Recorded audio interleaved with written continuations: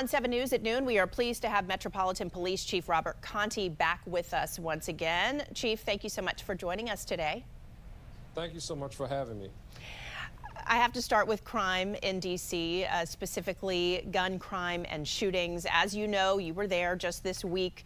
We had a shooting outside of a funeral. I know you expressed your disgust with that situation. Also, there was the McDonald's, both of these on Benning Road, right in the same area. Any arrests made in either of these cases yet? No arrests made, and they are on Benning Road, but on two opposite ends of Benning Road. As you mentioned, the one at the funeral home, obviously just flabbergasted as to why someone would do that. We continue to search for suspects and seek the help of community members. There was a vehicle involved in this, a white vehicle. We put that image out.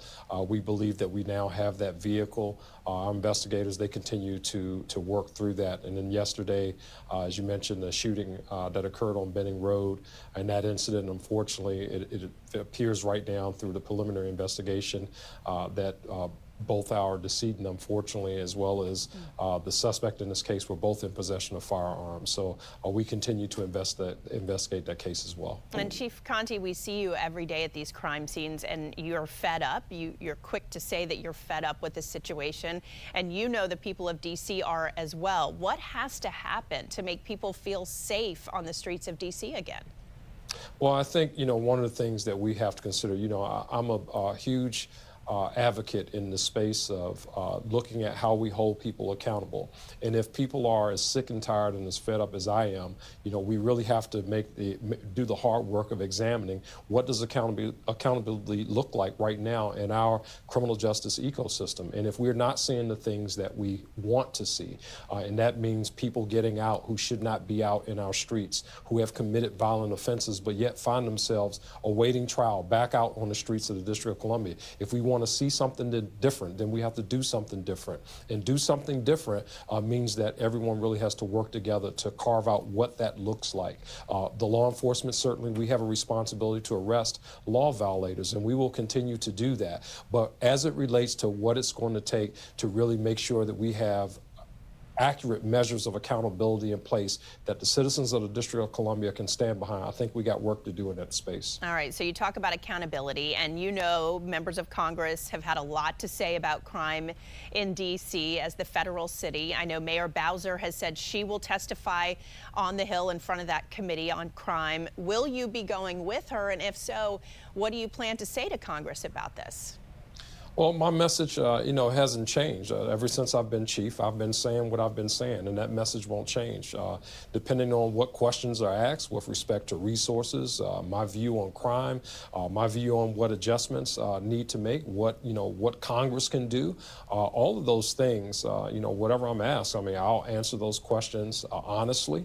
I'll answer those questions, and I don't expect that people will hear anything different from what they've been hearing me say for the last 2 years that I've been in this seat. And members of Congress, specifically some Republican members of Congress, say that the D.C. Council in particular is soft on crime. Do you agree with that statement?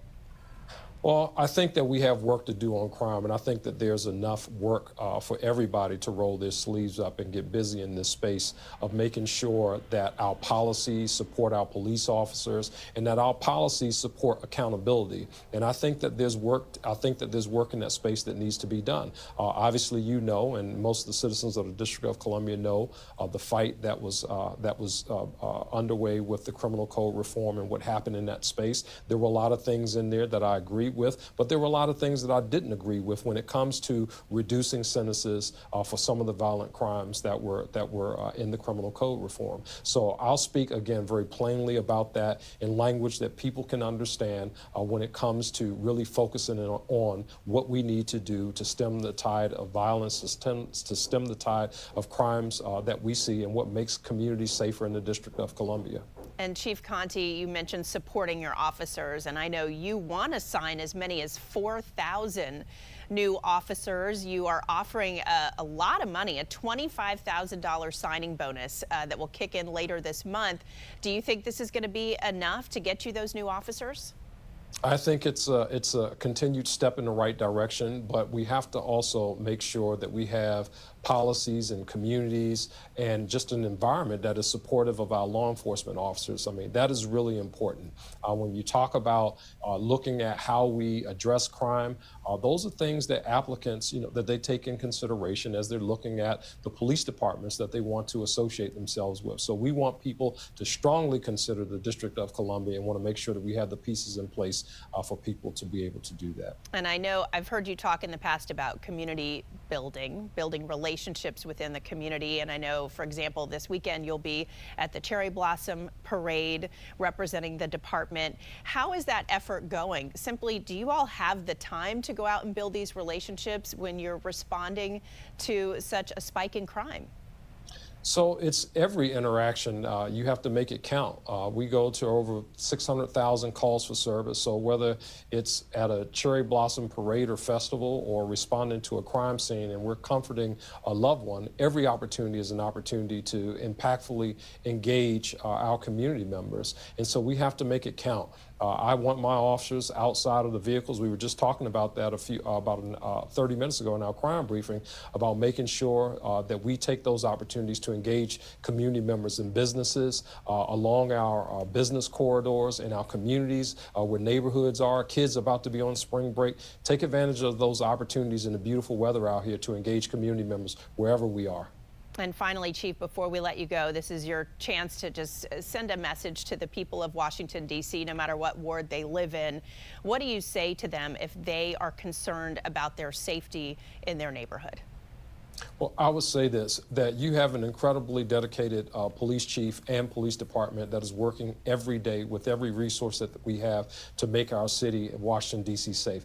Don't forget, that as we look at crime and as we look at crime in our city, Washington, D.C. actually ended last year with a reduction in crime, a reduction in violent crime, a reduction in homicides, a reduction in overall crime. And while we may have these bumps and we may have upticks in crime along the way, we are committed to making sure that we have safer communities, but we cannot do it without you. All right, Chief Contee, thank you so much for your time. We appreciate it. We hope to see you again really soon. Thank you. All right. And